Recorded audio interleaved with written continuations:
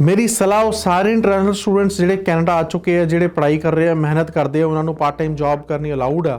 ਉਹ ਸਭ ਨੂੰ ਇਹ ਮੇਰੀ ਖਾਸੋ ਖਾਸ ਸਲਾਹ ਕਿ ਜਦੋਂ ਤੁਸੀਂ ਜੌਬ ਲੱਭਦੇ ਹੋ, ਤੁਸੀਂ ਕੋਈ ਵੀ ਜੌਬ ਨਹੀਂ ਕਰਨੀ, ਤੁਹਾਡੀ ਪ੍ਰਾਇੋਰਟੀ ਹੋਣੀ ਚਾਹੀਦੀ ਹੈ ਟੂ ਫਾਈਂਡ ਅ ਜੌਬ ਜਿਹੜੀ ਜੌਬ ਤੁਹਾਨੂੰ ਸਕਿੱਲ ਦਿੰਦੀ ਹੈ, ਜਿਹੜੀ ਜੌਬ ਤੋਂ ਤੁਸੀਂ ਕੁਝ ਸਿੱਖ ਸਕਦੇ ਹੋ।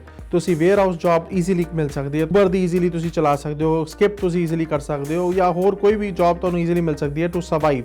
ਬਟ ਉਹ ਤੁਹਾਡੀ ਪ੍ਰਾਇੋਰਟੀ ਨਹੀਂ ਹੋਣੀ ਚਾਹੀਦੀ। ਤੁਹਾਡੀ ਪ੍ਰਾਇੋਰਟੀ ਹੋਣੀ ਚਾਹੀਦੀ ਹੈ ਆਫਿਸ ਜੌਬਸ, ਤੁਹਾਡੀ ਪ੍ਰਾਇੋਰਟੀ ਹੋਣੀ ਚਾਹੀਦੀ ਹੈ ਤੁਹਾਡੀ ਫੀਲਡ ਜੌਬਸ। ਅਗਰ ਤੁਸੀਂ ਡਿਜੀਟਲ ਮਾਰਕੀਟਿੰਗ ਦਾ ਪ੍ਰੋਗਰਾਮ ਕਰ ਰਹੇ ਹੋ ਤੇ ਟਰਾਈ ਕਰੋ, ਤੁਹਾਨੂੰ ਡਿਜੀਟਲ ਮਾਰਕੀਟਿੰਗ ਦੀ ਕੋਈ ਕੰਪਨੀ ਤੁਹਾਨੂੰ ਹਾਇਰ ਕਰਦੀ ਹੈ ਪਾਰਟ ਟਾਈਮ, ਜਾਂ ਤੁਹਾਨੂੰ ਵੋਲੰਟੀਅਰ ਆਵਰਸ ਦਿੰਦੀ ਹੈ, ਐਂਡ ਤੁਸੀਂ ਬਾਕੀ ਆਪਣਾ ਸਮਾਂ ਜਿਹੜਾ ਜਿੰਨਾ ਵੀ ਤੁਹਾਡੇ ਕੋਲ ਐਕਸਟਰਾ ਹੁੰਦਾ ਤੁਸੀਂ ਟੂ ਸਰਵਾਈਵ ਕੋਈ ਹੋਰ ਜੌਬ ਕਰ ਸਕਦੇ ਹੋ। ਦਿਸ ਇਜ਼ ਸਭ ਤੋਂ ਪਹਿਲੀ ਇੰਪੋਰਟੈਂਟ ਸਲਾਹ ਸੀਗੀ ਤੁਹਾਡੇ ਲਈ। ਬਾਕੀ ਇਸ ਤੋਂ ਬਾਅਦ ਜਦੋਂ ਤੁਹਾਨੂੰ ਕੋਈ ਜੌਬ ਮਿਲ ਜਾਂਦੀ ਹੈ, ਆਫਟਰ ਆਲ ਯੋਰ ਐਫਰਟਸ, ਔਰ ਐਫਰਟ ਪਹਿਲੇ ਤੁਸੀਂ ਹਾਰ ਨਹੀਂ ਮੰਨਣੀ ਕਿ ਹਾਏ ਸਾਨੂੰ ਇਸ ਕੰਟਰੀ ਦੇ ਅੰਦਰ ਕਿਸੇ ਨੇ ਵਿਦਆਊਟ ਐਕਸਪੀਰੀਅੰਸ ਜੌਬ ਨਹੀਂ ਦੇਣੀ। ਤੁਸੀਂ ਪਹਿਲੇ ਦਿਨ ਤੋਂ ਕੌਨਫੀਡੈਂਸ ਰੱਖਣਾ ਹੈ, ਮੇਰੀ ਲੋੜ ਹੈ EMPLOYER ਨੂੰ, ਮੈਂ EMPLOYER ਨੂੰ ਅਪਰੋਚ ਕਰਾਂਗਾ ਜਾਂ ਕਰਾਂਗੀ ਤੇ EMPLOYER ਨੇ ਮੈਨੂੰ ਹਾਇਰ ਕਰ ਲੈਣਾ। It's just the way you approach them. You have to email them professionally, you have to build up your Canadian resume, you have to email them, maybe if needed call them, approach karo, go and talk to them. ਅਗਰ ਤੁਹਾਨੂੰ job ਮਿਲ ਜਾਂਦੀ ਹੈ, now what to do? ਜਦੋਂ job ਮਿਲ ਗਈ ਆਪਣਾ relationship build ਕਰੋ। ਅਗਰ ਤੁਹਾਨੂੰ ਤੁਹਾਡੀ ਫੀਲਡ ਦੀ ਜੌਬ ਮਿਲ ਗਈ ਤਾਂ ਵੀ, ਅਗਰ ਫੀਲਡ ਦੀ ਜੌਬ ਨਹੀਂ ਵੀ ਮਿਲਦੀ, ਤੁਸੀਂ ਪਾਰਟ ਟਾਈਮ ਪਿਜ਼ਾ ਸਟੋਰ ਤੇ ਕੰਮ ਕਰ ਰਹੇ ਹੋ, ਪਾਰਟ ਟਾਈਮ ਕਿਸੇ ਗਰੋਸਰੀ ਸਟੋਰ ਤੇ ਕੰਮ ਕਰਦੇ ਹੋ, ਜਾਂ ਕੋਈ ਵੀ ਕੰਮ ਕਰ ਰਹੇ ਹੋ, ਤੁਸੀਂ ਕੰਸਟਰਕਸ਼ਨ ਕੰਪਨੀ ਦੇ ਅੰਦਰ ਐਜ਼ ਅ ਪੇਂਟਰ ਵੀ ਕੰਮ ਕਰ ਰਹੇ ਹੋ ਪਾਰਟ ਟਾਈਮ, ਨੋ ਪ੍ਰੋਬਲਮ। ਤੁਸੀਂ ਜਿਹੜੀ ਸੈਕਿੰਡ ਸਲਾਹ ਸਭ ਤੋਂ ਕੀਮਤੀ, ਤੁਸੀਂ ਰਿਲੇਸ਼ਨਸ਼ਿਪ ਬਿਲਡ ਕਰਨਾ ਆਪਣੇ EMPLOYER ਨਾਲ। ਜਿੰਨੀ ਲੋੜ ਤੁਹਾਨੂੰ EMPLOYER ਦੀ ਹੈ, ਉਸ ਤੋਂ ਜ਼ਿਆਦਾ ਲੋੜ EMPLOYER ਨੂੰ ਤੁਹਾਡੀ ਹੈ।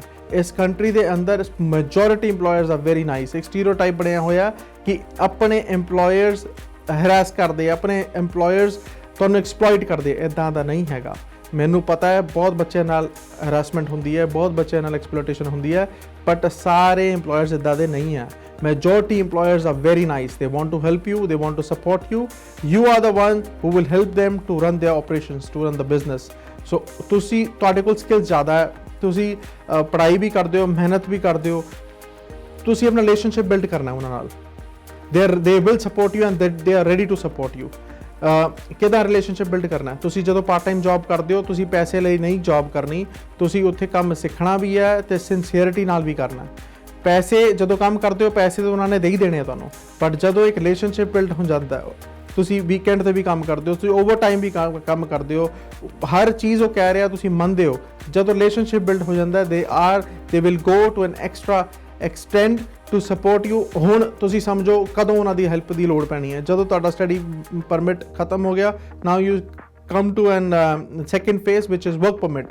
ਤੁਹਾਨੂੰ ਜਦੋਂ ਵਰਕ ਪਰਮਿਟ ਦੀ ਜੌਬ ਦੀ ਲੋੜ ਹੈ, ਤੁਹਾਨੂੰ ਟੀਅਰ 0 1 2 3 ਦੀ ਜੌਬ ਦੀ ਲੋੜ ਪੈਂਦੀ ਹੈ to get, these are the common things, common jobs, ਜਦੋਂ ਤੁਹਾਨੂੰ ਲੋੜ ਪੈਂਦੀ ਹੈ to get a Canadian experience. ਜਦੋਂ ਵੀ ਤੁਹਾਨੂੰ ਲੋੜ ਪਏਗੀ ਐਕਸਪੀਰੀਅੰਸ ਦੀ, ਇਸ EMPLOYER ਨੇ ਤੁਹਾਨੂੰ ਫਿਰ ਹਾਇਰ ਕਰ ਲੈਣਾ at a better pay maybe. Relationship ਤੁਹਾਡੇ ਇੱਥੇ ਕੰਮ ਆਉਂਦੇ ਆ ਵਿਦ ਦਿਸ EMPLOYER। ਅਗਰ ਤੁਹਾਨੂੰ LMI ਦੀ ਲੋੜ ਪੈ ਜਾਂਦੀ ਹੈ, ਕਿਉਂਕਿ ਮੈਜੋਰਿਟੀ ਬੱਚੇ ਜਿਹੜੇ ਇੰਡੀਆ ਤੋਂ ਵਿਦ ਐਕਸਪੀਰੀਅੰਸ ਆਏ ਆ, ਵਿਦਆਊਟ ਐਕਸਪੀਰੀਅੰਸ ਆਏ ਆ, ਵਿਦ ਐਕਸਪੀਰੀਅੰਸ ਵਾਲੇ ਵੀ ਆ, ਉਹਨਾਂ ਨੂੰ ਕੈਨੇਡੀਅਨ ਐਕਸਪੀਰੀਅੰਸ ਤੋਂ ਬਾਅਦ ਵੀ 450 460 ਸਕੋਰ ਬਣ ਰਿਹਾ। ਮੈਜੋਰਿਟੀ ਬੱਚਿਆਂ ਦਾ ਸਕੋਰ ਆਇਲਸ ਦਾ 6 6.5 ਮੈਕਸਿਮਮ 7 ਆਉਂਦਾ। ਉਸ ਤੋਂ ਬਾਅਦ ਵੀ ਤੁਸੀਂ ਦੇਖਦੇ ਹੋਗੇ ਆਪਣੇ ਹੋਰ ਦੋਸਤਾਂ ਨੇ ਯਾਰਾਂ ਨਾਲ ਕਿ ਮੈਜੋਰਿਟੀ ਬੱਚਿਆਂ ਦਾ ਸਕੋਰ 450 440 460 ਬਣ ਰਿਹਾ। ਉਹਦੇ ਨਾਲ PR ਨਹੀਂ ਹੋ ਰਹੀ, ਬਿਕੋਜ਼ ਡਰਾ ਹੀ ਨਹੀਂ ਆ ਰਿਹਾ। ਡਰਾ ਆ ਰਿਹਾ 490 485 500 510। This is what is happening in express entry. So ਉਹ ਤੁਹਾਨੂੰ ਅਗਰ EMPLOYER 50 ਪੁਆਇੰਟ ਦੀ LMI ਦੇ ਦਿੰਦਾ ਹੈ to support you because you were supporting them, ਜਾਂ ਤੁਹਾਡਾ ਬਹੁਤ ਚੰਗਾ ਨਾਲ ਰਿਲੇਸ਼ਨਸ਼ਿਪ ਸੀਗਾ, ਤਾਂ ਤੁਹਾਡੀ PR ਹੋ ਜਾਂਦੀ ਹੈ। You get 50 points, you get invitation to apply and you get your PR. But ਹੁਣ ਅਗਰ ਆਪਾਂ ਰਿਲੇਸ਼ਨਸ਼ਿਪ ਬਿਲਡ ਨਹੀਂ ਕਰਾਂਗੇ then we lose these 50 points.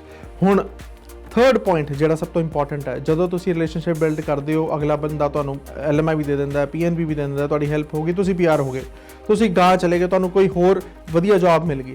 ਤੁਹਾਡੇ friends with your reference to this EMPLOYER, ਤੁਹਾਡੇ ਫਰੈਂਡਸ, ਤੁਹਾਡੇ ਛੋਟੇ ਬ੍ਰਦਰ ਸਿਸਟਰਸ ਜਿਹੜੇ ਆਉਂਦੇ ਆ, ਉਹਨਾਂ ਨੂੰ ਇਹ EMPLOYER ਹਾਇਰ ਕਰ ਸਕਦਾ ਹੈ just because of your reference.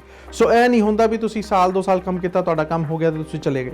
ਜਦੋਂ ਵੀ ਜੌਬ ਛੱਡਣੀ ਹੈ, ਹਮੇਸ਼ਾ on a good relation with EMPLOYERS। Because you never know is in this country ਤੁਹਾਨੂੰ ਕਦੋਂ ਕਿਸ ਦੀ ਕਦੋਂ ਲੋੜ ਪੈ ਜਾਏ। ਅਗਰ ਤੁਹਾਨੂੰ ਆਪਣੀ ਟ੍ਰੇਡ ਦੀ ਆਪਣੀ ਫੀਲਡ ਦੀ ਜੌਬ ਕਰਨੀ ਹੈ full time, maybe IT companies, maybe an office job, maybe something else, but ਤੁਹਾਨੂੰ ਇੱਕ for extra income part time job ਕਰਨੀ ਹੈ ਵੀਕਐਂਡਸ ਤੇ ਸ਼ਾਮ ਨੂੰ, ਤੁਸੀਂ ਇਹੀ EMPLOYER ਨਾਲ ਵਾਪਸ ਆ ਸਕਦੇ ਹੋ, ਮਿਲ ਸਕਦੇ ਹੋ, ਇਹਨੂੰ ਕਹਿ ਸਕਦੇ ਹੋ ਕਿ ਸਾਨੂੰ ਪਾਰਟ ਟਾਈਮ ਜੌਬ ਦੀ ਲੋੜ ਹੈ।